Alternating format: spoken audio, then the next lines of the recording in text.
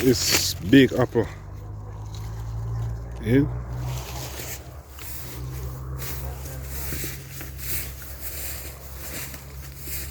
Look at these big ones that we thin from the trees.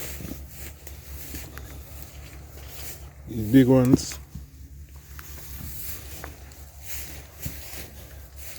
Some of the trees they don't have a lot of apples, so we have to leave like doubles. This is triple, so we take one from it.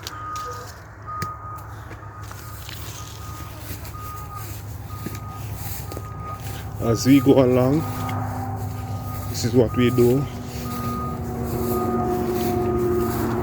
Thinning apples, leave them as this tree don't bear a lot, so we have to leave the double on them. When they bear a lot, you single them out. Got this one small and one big one. It's alright on end, so you have to pick the small one from it. Yeah.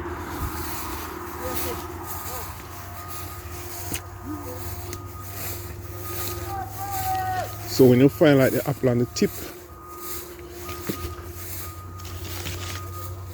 you like, if there's two apples on the tip, you like take one from it. If the branch is very weak,